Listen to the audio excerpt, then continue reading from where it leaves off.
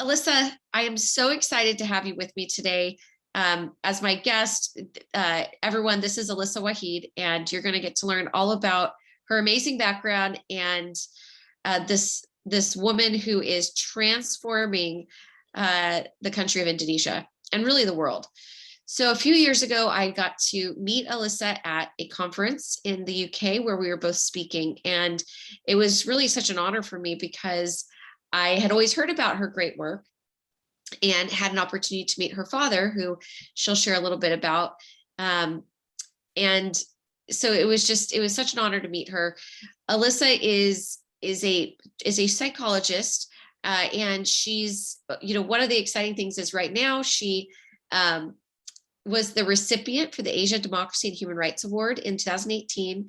She is the Indonesian government's SDGs ambassador, so the Strategic Development Goals for the United Nations. She was awarded the People of the Year Award in 2020 for her social media movement from one of the biggest TV news channels in Indonesia, which is really exciting. And Alissa develops programs for Indonesian organizations, mainly for family resiliency, that include gender equality, countering gender-based violence and child marriage, etc. But her background is fascinating because Alissa grew up in a really unique family. Her father was once the president of Indonesia, which she'll share a little bit about, the man that I got to meet before he passed away. And he was one of the most prominent Muslim leaders in the world that stood up for freedom of religion and belief and freedom of conscience for all people. And Alissa has carried on that tradition in her work and in her life. She is the national director of the Gusdurian Network Indonesia, which is her father was known as Gus Dur. His name is Abdurrahman Wahid, but people that knew him as Gus Dur. And so she carries on that work. She focuses on leadership development for interreligious youth leaders. And that's where she brings in a lot of her psychology and her work with family resilience. And so I'm not going to say too much more. I want Alissa to be able to share her background herself. But Alissa, thank you so much for being with me today. Thank you, Tina. And thank you for such nice introduction. You're welcome. Well, it's my honor. Honestly, this is just such a privilege that I get to share you with the world, because I want so many more people that follow the work that we do to know about you, from the corners of, Africa to the Middle East to America and everywhere in between. So, most people don't know it, but Indonesia has the largest Muslim population in the world. Isn't that correct? Yeah. There are two kinds of ideas. One is that Indonesia is an Islamic state. And that's not true, because Indonesia is a democratic state. It's not a religious state. Right. But the other view is that people don't know that Indonesia is the home for the largest Muslim population in the world right now, with around 210 million people. Yeah, most people would never imagine that in Indonesia. And then the second country, I think, is India. So the two largest countries in the world are actually not Islamic states, they're actually secular. And Indonesia was founded as a secular state with this idea of freedom of conscience, freedom of belief, freedom to practice whatever religion you choose in the these founding principles. Can you tell me a little bit about that? Yeah, so it was, there was, of course, at that time, there was the inspiration that Indonesia would be an Islamic state. But then other leaders at that time came back to the pledge, the Indonesian pledge in 1928, that said that Indonesia was united on the grounds of all the diversity. So they put on united in diversity as the slogan of the nation, and then proceed with the Republic of Indonesia, as in Islamic terms of Nahdlatul Ulama, we call it Mu'ahad Wataniyah. That's an agreement of nationalism. Now, is that the same as this idea of Pancasila, or is this a little bit different? The Pancasila is the 5 pillars of the Indonesian life. So it's the fundamentals, the philosophy of Indonesia. So it's a philosophy of freedom and of liberty for each individual, including this liberty of pluralism. Yes. In they put it in five different ideas. The first one is the belief in one God, and then the second is to be what do you call it? A fair and civilized. To have a fair and civilized community. And then the third one is the unity of Indonesia. The fourth one is about democracy. And the fifth one is about social justice. So it's all kinds of basic principles. But in those five pillars, we have freedoms. Basically, it's human rights.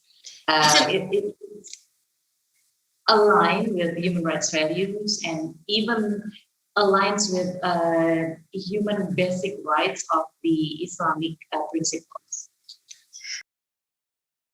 Yeah, that's most important for the ulama at the time, the Muslim leaders at the time, to be able to have this alignment between the Indonesian values, the Indonesian philosophies to the Islamic perspective on that, because of that, they felt secure enough to proceed with the secular state. I think this is so valuable because when I worked for the U.S. Commission on International Religious Freedom, they published this report on constitutions of predominantly Muslim countries around the world. And there were like 40 different countries, I think, that they looked at. And you might recall the study. This was back in, I think, 2004, 2005. And they looked at the constitution of Indonesia and the legal provisions. They looked at a number of other countries. And I often use it in my legal trainings around the world to show other countries that are predominantly Muslim that there are many different ways that you can look at your religion and the state and the relationship between the two. Indonesia, it's very different. It's very secular. You have this tradition of freedom of conscience and belief for diverse communities. You have the largest Muslim community in the world, and yet you have other very diverse communities that exist, alongside the Muslim community within Indonesia. But India, very different, obviously. You have everything from Nigeria and South Sudan to, Saudi Arabia and everything in between. And they're also different, or Turkey even, which is was traditionally a very secular state. And so diversity, and then Albania, which was actually an atheist state at one point. So I think it's encouraging for people that come from a lot of those different countries to understand, hey, we don't have to adopt one model. And the model of Indonesia is so inspiring for so many people living in predominantly Muslim countries around the world. So your father was the fourth president of Indonesia from 1999 to 2001. He was, as I mentioned, affectionately known as Gus Dur. Tell me about when your father was president. What was that like, and how his family legacy really influenced the motivation for you to do the work that you're doing today? Yeah, so the presidency, it's for me personally, it's traumatic. Because we came. Gus Dur was the first democratically elected president in Indonesia, right? The first one, Bung Karno, President Sukarno, was the founding father, the proclamator of Indonesian independence. So he was elected not by democratic election. And then came President Suharto, who reigned for 32 years with military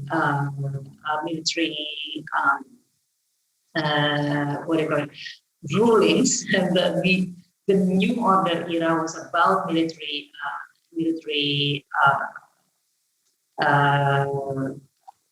power. And then we have the third president. He was the vice president to President Suharto.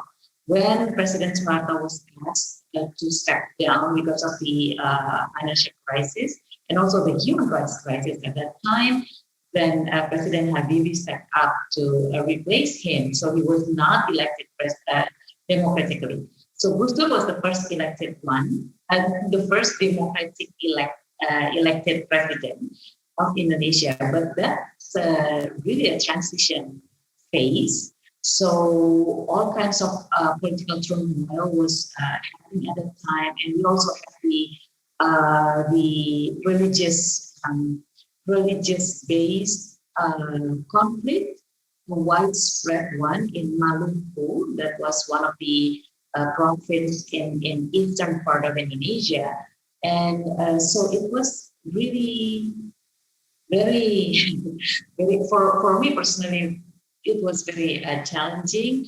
I lost faith in political justice and even in democracy itself for so many years after that time. So it was about 2 years. My father, Gus Dur, was the president for 2 years, but within those 2 years, he was actually able to deconstruct and reconstruct democracy in Indonesia. So I'm really proud of his work. Right now, when he already passed away, and it was in 1999. 1999. So it's already 20 years ago. And we are in Indonesia, every time there is something happening in the political dynamics, people just refer back to my father, to Gus Dur, because of his work with the democratization. Like, for example, splitting up the military. Back then, military and police were in one institution, the Indonesian uh, army, the Indonesian military. So my father, really believed that it should be divided. So they divide. The parliament finally agreed to divide the police as law enforcement force, and then the military as the military. So it leads to demilitarization of Indonesia, and that is one of the biggest pillar of democracy in Indonesia. That's why we have thrived in terms of freedom of speech, or freedom of the media as pillars of democracy is thriving up until now. The freedom of association, but at the same time, we have challenges in freedom of religion and beliefs and conscience. So that's the situation at the time. He was able to put democratic pillars, the constitutional court, the judicial court, the anti-corruption agency, the ombudsman, all kinds of, the making sure that democratic procedures are in place to ensure that the human rights of people are already are protected, and also democracy itself can be implemented fully in Indonesia. He did all of this in 2 years. In 2 years. That's right. Miracle. And it's proof of what is possible, because that's an amazing accomplishment in 2 years. It must have come because he was elected, he must have come with a lot of support of the people. And I remember seeing that when I was with him, briefly, I forget, in the early 2000s, when I mentioned there were these fatwas that were being issued against the Ahmadiyya community. And the Ahmadiyya community, for people that aren't aware, are a group that believe in an additional prophet after the Prophet Muhammad. And so they're considered apostates by many Muslim groups.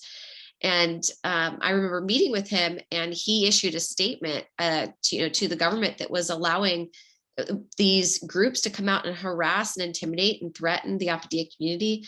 And he said, look, if you don't deal with it, if you don't put these riots down, me and my people will stop it. I mean, his support, even after he left office, was so strong, and people still followed him and saw him as really the democratic father of the nation. So I think that that's so important, and not just there, but around the world, people look to him to be that leader. Yeah. I was actually surprised by many, many mentions and comments after he passed away.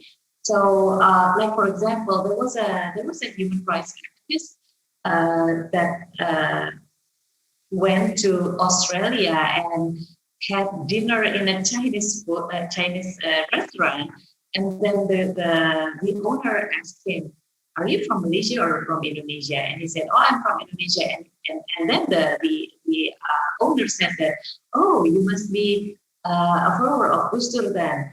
We're really thankful for him." And I was like, "Oh," and the my friend said that, "Oh, he put that on Twitter." So he did what do you call it, a thread on Twitter about this encounter. He said that I asked the person, "How do you know Gus Dur? Like, you're Chinese and you're in Australia. You're a restaurant owner. How come you know Gus Dur?" And then the person said that, "Oh, I'm from Uyghur and China, and I know that Gus Dur has already spent many visits to China to help the Uyghur get their Muslim their right as Muslims and citizens of China." And then and my personal experience was in a meeting with religious leaders from Mindanao, from Philippines. There was this group from Philippines, the Catholic priests, and then the Muslim leaders. They were actually visiting Indonesia to talk about family planning, and I was asked to represent another ulama. And then the moderator said, that this is the daughter of Gus Dur, like that, the President Wahid. And then one of the mufti from the Mindanao group started crying. And he said that, "I have never met your father, but I am really thankful. I know that the way the Muslim community in Mindanao enjoying their rights as Muslim citizens were actually probably supported by your father.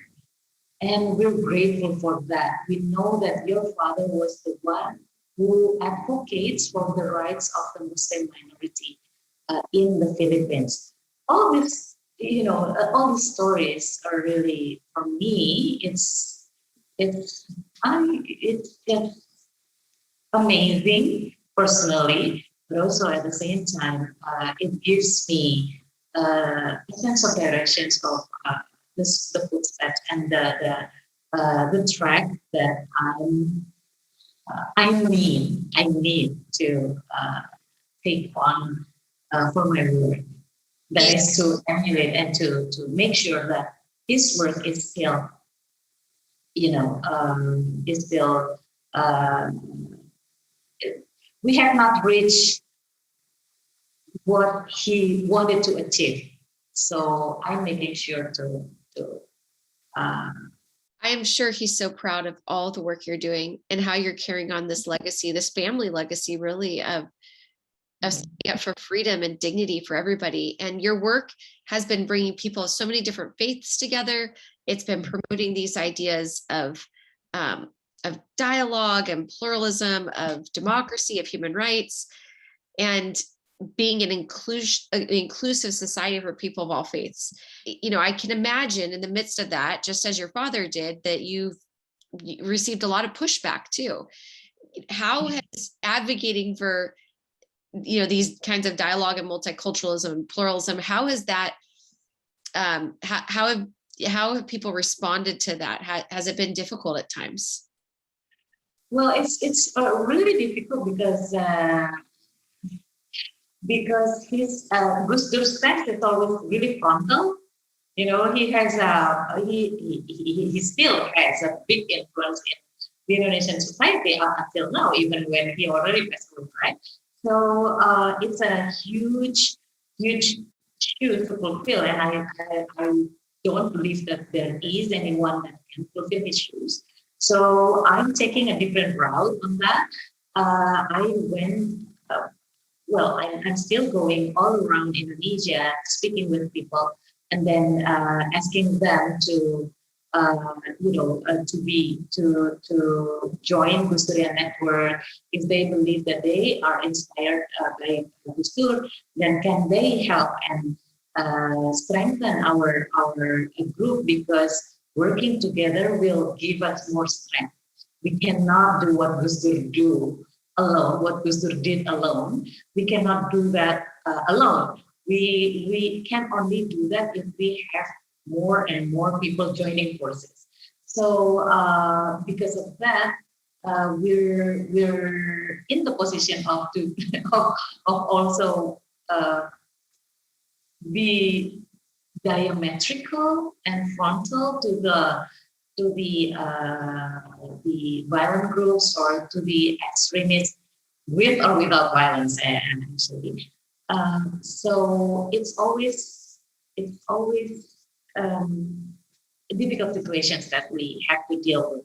Like, for example, my tipping point actually, Tina, is actually about the Ahmadis. Okay, we know that Gus Dur was very strong in defending the Ahmadi communities, and then in about 6 months or 8 months after my father passed away, there was an attack to the Ahmadi village in West Java. So I was actually in a Starbucks having coffee, just having it easy. And then I received a short message on my phone about the attack by the Islamic Defender Front. This is a small village in West Java, remote from big cities. But I was really afraid because of the situation in Lombok that you mentioned before, that you visited. We know that story. We know that if this old village of Ahmadi also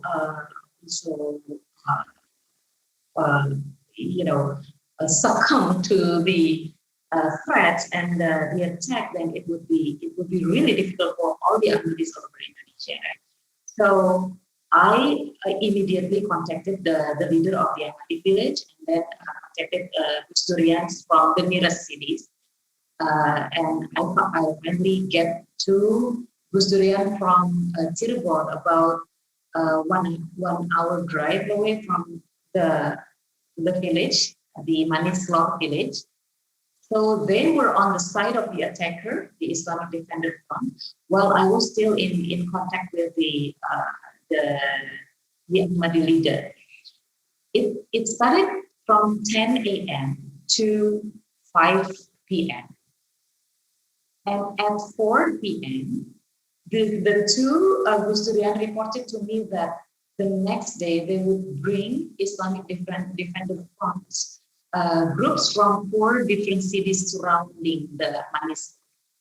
And I was really afraid at that time. So I told the Ahmadi leader there was a possibility that tomorrow there would be a larger group coming and attacking. They were throwing stones, and the police, they were, they did not know what to do because the group brought Islamic name at that time, and they were also the police at that time also influenced by the fatwa from the Islamic Ulama Council that said Ahmadis are apostate. So they just stood there with group throwing stones, and then when I called the Ahmadi leader at 4 p.m., he started crying and said that we would not. We have already decided that we would not leave this village. We would die here if we have to. We don't want to have the fate of our Ahmadis brothers and sisters in Lombok. We want to die here if there's nobody defend us. And then he said that, and we regret right now, we're really regretting that Gus Dur has already passed away. If he is still alive, he would be calling out all the medias. he would already point his fingers to the government. And tomorrow morning, we believe that he would stand here in front of the gate to defend us. And then he started crying, and I started crying, and I was still in that Starbucks cafe because I could not leave. I was busy trying to contact the police chief, the palace, well, all kinds of people. And then I got in touch with the palace, and then also get in touch with the police chief of West Java.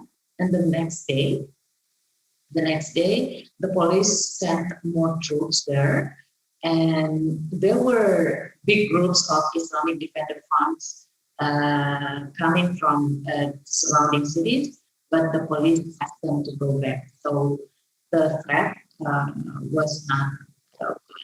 We managed to stop the attack, and yeah, the Ahmadi people are still living in Maniswal.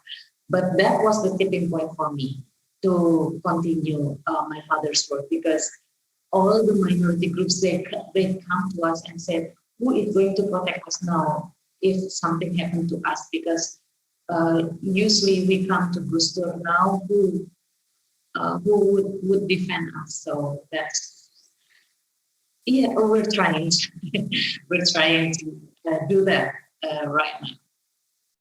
So most people go to Indonesia for vacation, and they'll go to Bali or to Lombok, which is one of the most beautiful islands in all of Indonesia. And so when I went there for work, obviously, to investigate what was happening to the Ahmadiyya community, but I visited Lombok. I don't remember any of the beautiful parts, but I do remember meeting the Ahmadiyya community that were stuck in one little village after the extremists had come and pushed them off of all their land. And then they had pushed them to the place where they were at, where they had shut off their water, shut off all access to food.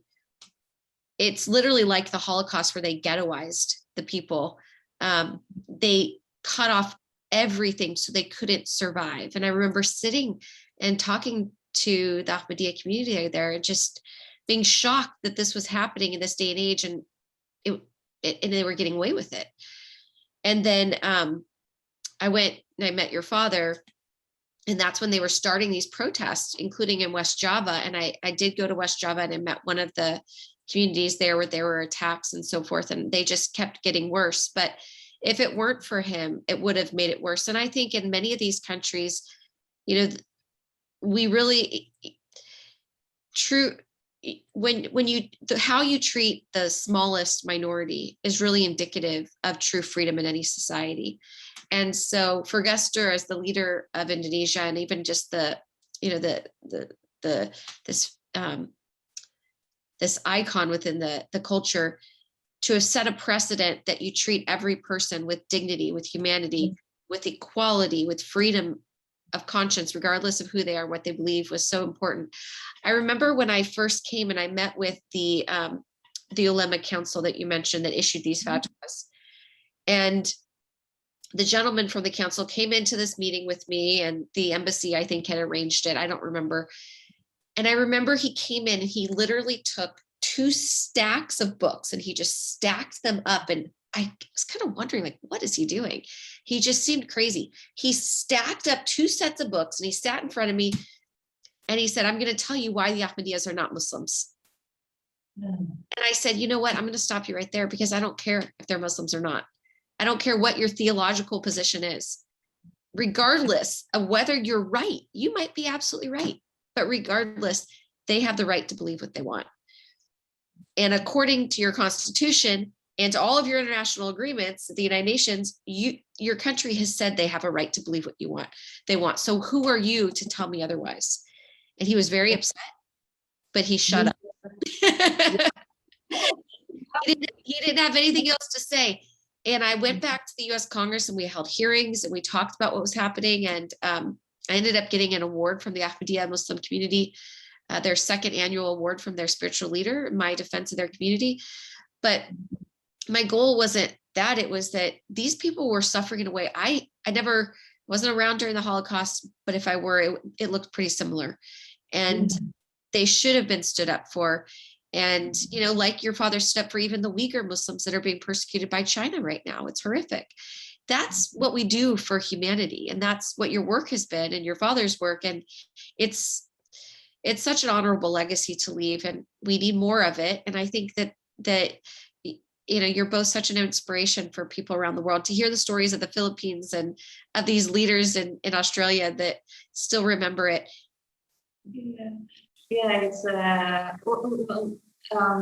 that we don't have him in person, of course, the balance is a little bit, you know, like these groups, they're gaining more and more tractions, and also I think they're really successful in I would not say indoctrinating, but transforming the values of the Indonesian Muslim society itself, because we are seeing more and more people, you know, trying to set higher walls between the Muslims and the non-Muslims in Indonesia, and also with other challenges, and with social media, of course, the challenge is getting bigger and bigger. Like personally for me, it's about, you know, threatened or bullied online, like that.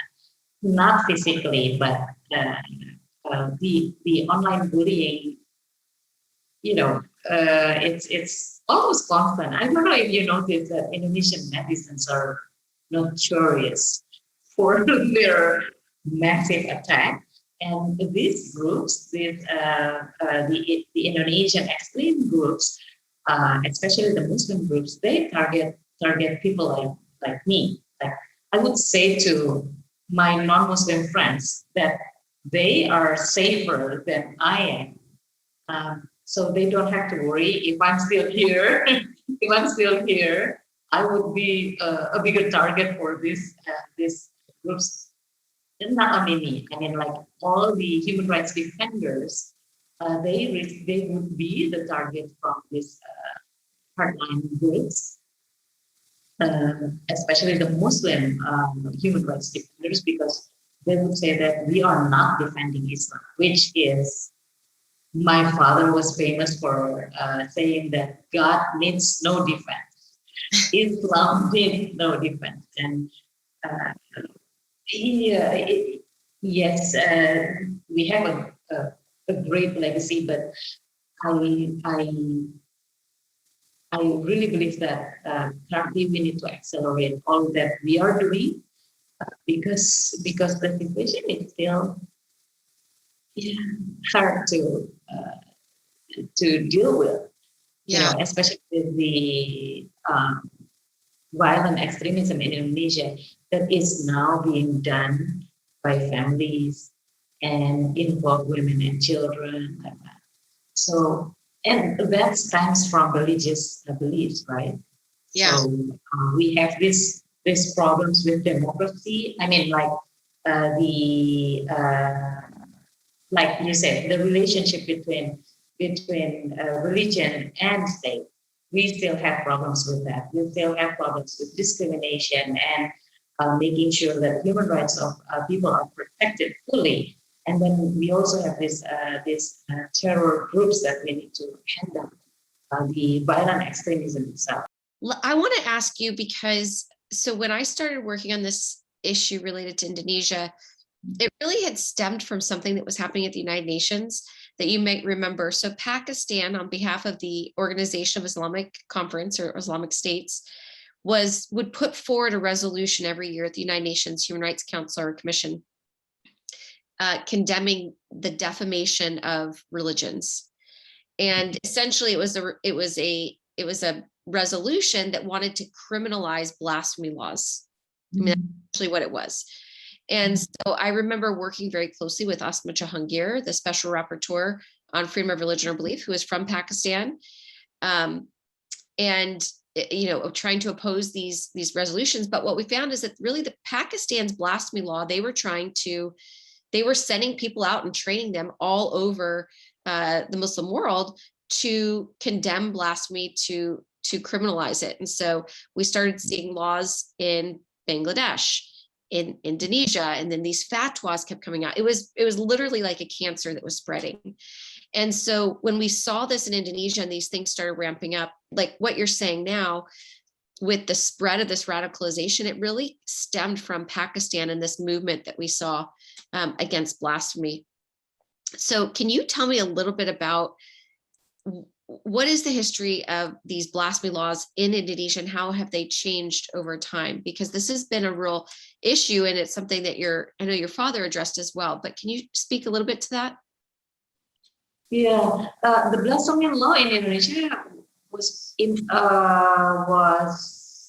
I think was established in 1965 or 66 or 67. It's around those years, and it came from this many different Muslim groups. Actually, they started, claiming the truth. They said that this is the one and only truth. So it's a truth claim. And then there were also this climate of having all kinds of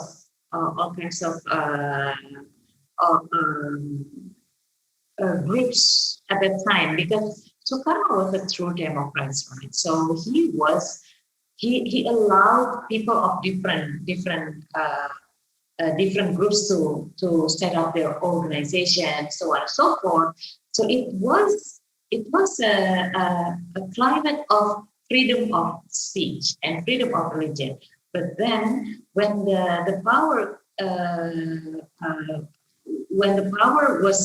was taken over by President Suharto, then it started to the direction was actually moving away from this full democracy, full freedom of speech and beliefs and associations.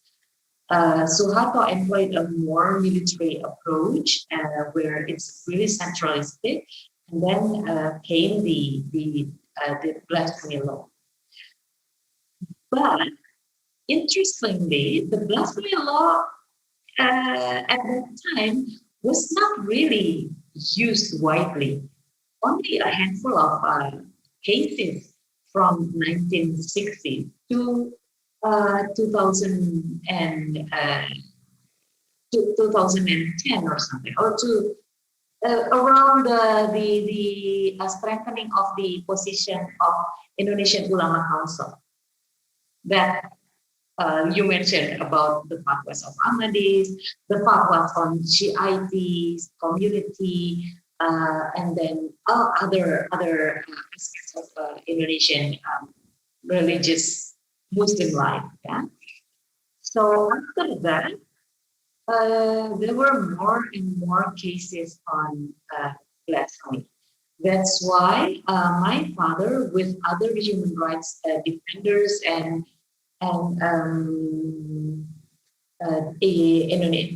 Indonesian Muslim community who are really progressive, they actually challenged this.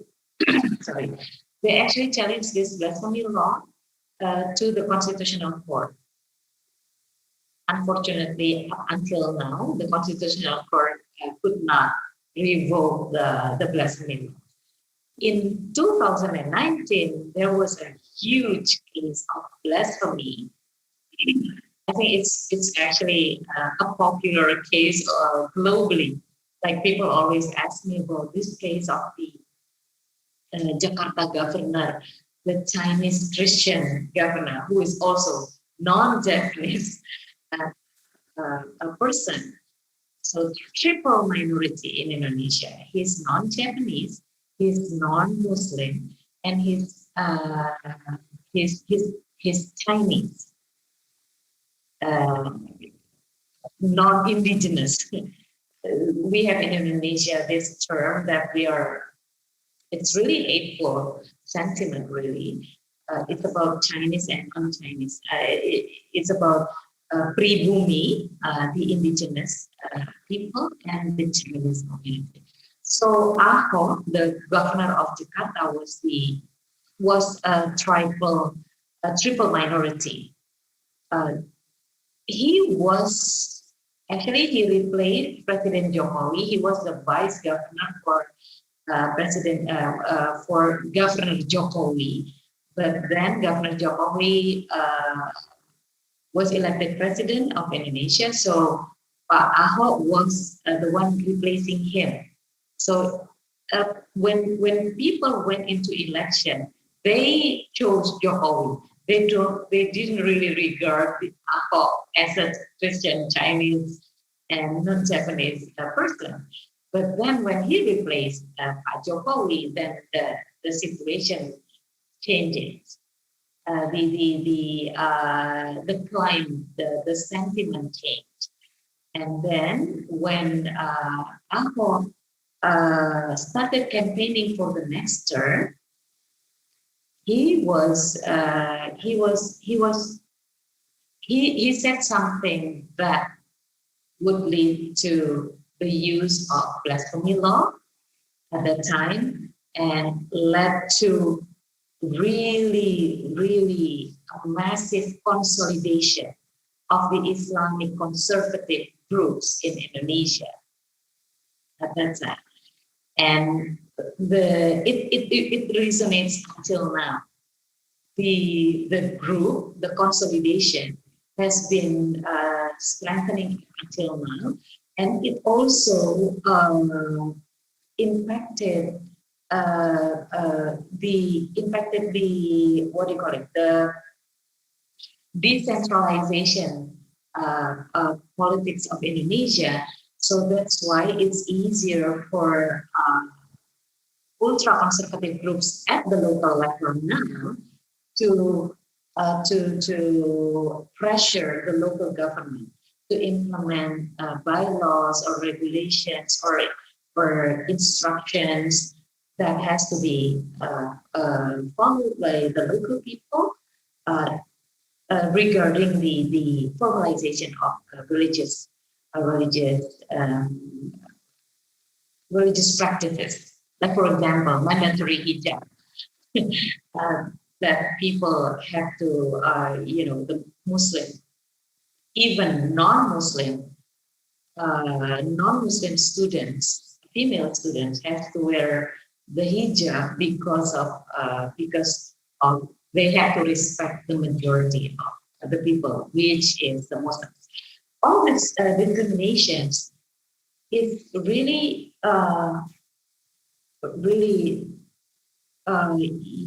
is growing strong right now. The National Commissions on eliminations of violence against women in Indonesia have already studied more than 400 local regulations regarding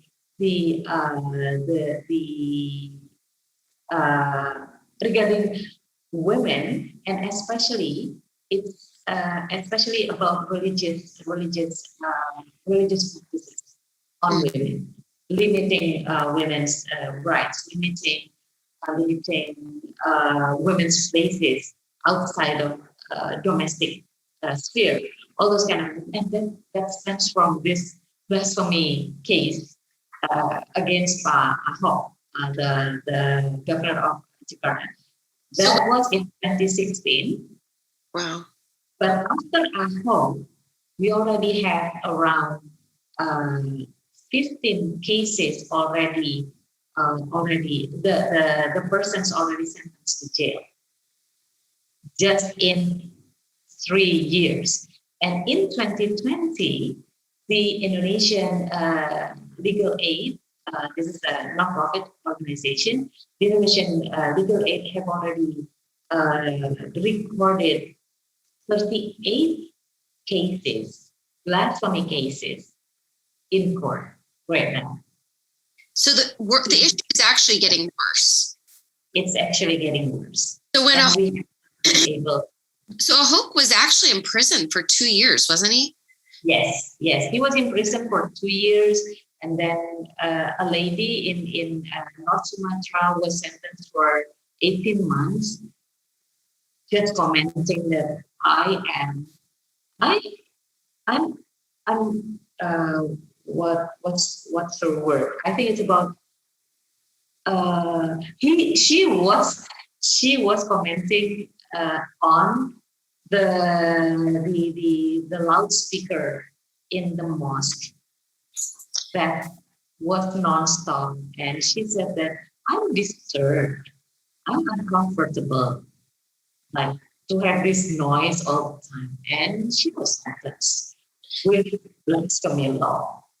So this blasphemy law is basically being used to control any kind of expression about religious issues, about anything that could be, interpreted to be offensive to the religious sensitivities of a particular Muslim group, not all Muslims, obviously, because you're not offended, but really the people that are in charge get to determine the rules. And so what's happening is that it's silencing a lot of speech, a lot of expression.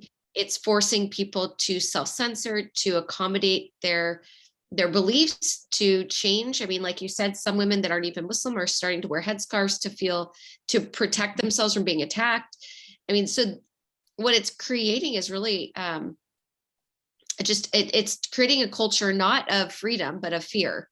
And in that environment, it's very hostile towards people that have differences of opinion and belief, which I can imagine it's very hard for you and the work that you're doing to operate in that sense. So tell me now a little bit more about the work that you're doing through the Gusdurian Network Indonesia and how you're trying to challenge some of these ideas.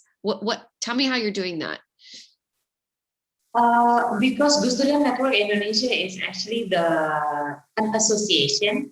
This is an association of people who believe that they are inspired by Gus Dur and they're willing to continue his work for democracy, interfaith cooperation, for human rights issues. That's why this is like a movement. And we started in 2011 after Gus Dur passed away because of it's actually a response to the question by the minority groups about who should we go to if there's a threat or an attack. Where should we go? Who should defend us? That's why we set up the Gusdurian Network. And since 2011, now we have Gusdurian Network in 140 cities across Indonesia. And I think five or six Gusdurian community in outside of Indonesia. The last one was in Cairo. Was about 3 weeks ago. We have just launched the Gusdurian Network in Cairo. We have one in Bangkok, in Malaysia, of course, in Saudi Arabia, in Tehran. We have one also in England, in UK, in London, and then in different places where we have Gusdurian, the followers of Gus Dur, and they're willing to take care of Gusdurian Network, and they can establish the Gusdurian Network. We also have these thousands of Gusdurian all over the world. We're not connected to community and Gusdurian community. So they're Gusdurian in their own rights and in their beliefs, and they're connected through the Gusdurian Network. The work that we're doing, we're currently employing 4 dimensions, Tina. The first one is, of course, the work at the grassroots level, providing space where people can come together without this fear, and really having a place where people can be themselves, a human being, and enjoy a full solidarity. That's why in many Gusdurian communities, you would see the Ahmadis, the Shiites, the local religion followers, the interfaith leaders, the human rights activists, the I'll tell you a story about this. So in 2010, there was an attack to 4 churches in Temanggung. That's a small city in central Java. The reason was at that day, at that certain day, there was sentencing. This was a sentencing day for someone who claimed to be a Christian priest who spread bulletin defaming Prophet Muhammad. So this person was brought to the to court, and then that day was the sentence day. So this Islamic Defender Front from all over Central Java, they descended to this local city in Temanggung, and then they proceeded by going around the city and attacking, throwing things, breaking windows of churches. Four big churches were attacked, and then several others, congregations, smaller churches in the outskirts of the city. So the interfaith leaders in that city was really scared, and the next 2 years they were really, they kept to themselves. And then one Gusdurian was moved. He was a Christian priest from East Java. He was transferred to Temanggung to head the local Javanese church. And then he asked me, he said, can we do an event where we can invite people of different backgrounds? Because I'm really, I'm not happy with the way the interfaith community here. And then he said that, the only person that we can capitalize to bring people from different groups to come together is Gus Dur.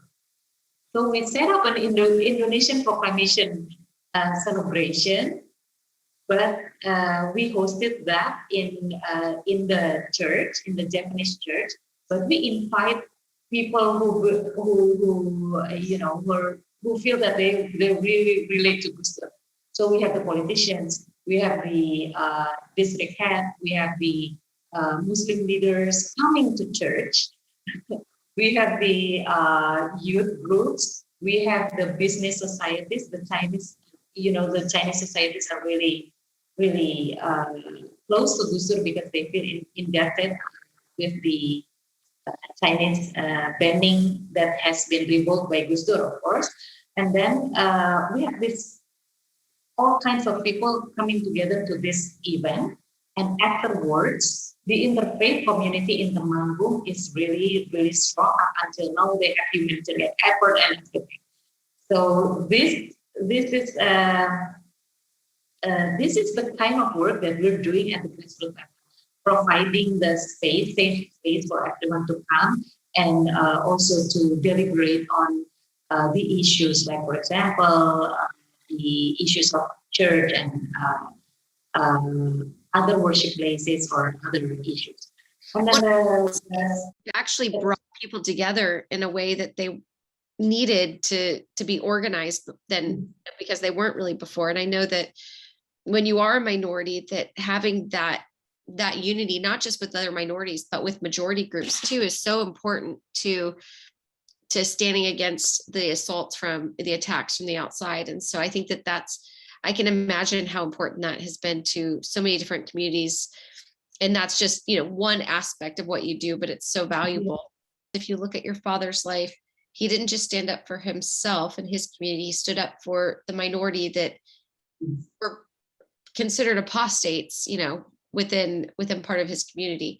And yet he stood up and defended everybody. He had integrity in what he said and in what he did, not just in office, but before office, after office, on his deathbed. And that created trust in those communities. And so then when he passed and they looked to you and you were able to create this coalition, so many people that just want to know that they have a voice, that somebody's listening to them, that they're not alone. They now know that in you and in this organization, there is a place where they can be heard, where they won't be forgotten. They can trust that they're not going to be left, alone, like you shared the church and the different Ahmadiyya communities in Java that were being attacked. So it's so important for people to understand that there are people like you that are standing up in defense of the smallest minority, that is an inspiration for millions of other people around the world, and that every one of us can do that for one another. And that's, what makes, the peace and the justice in the world possible, is when an individual like yourself and like every one of us stands up with integrity, builds trust because of our integrity, and really speaks for humanity and for the freedom of conscience of other human beings, regardless of who they are and what they believe. So thank you so much, Alissa, for sharing your story and your work and for all that you're doing. It's so amazing. And I hope that people will follow you and support everything that you do, because it's really, we need more voices like yours everywhere in the world. Thank you, Tina, and thank you for capturing all of these our conversations and the work that we are doing in my part and your part, part of the world. In the same spirit, you crystallize that beautifully with the words that you're saying just now, and I do believe that I don't know if I can be, like a role model. I just wish more and more people have the courage to work together. That's all. And we are in this together. All of us who wish for a more just and peaceful world, we're in this together. Just contribute one step further each day or each month or each year. That would lead us to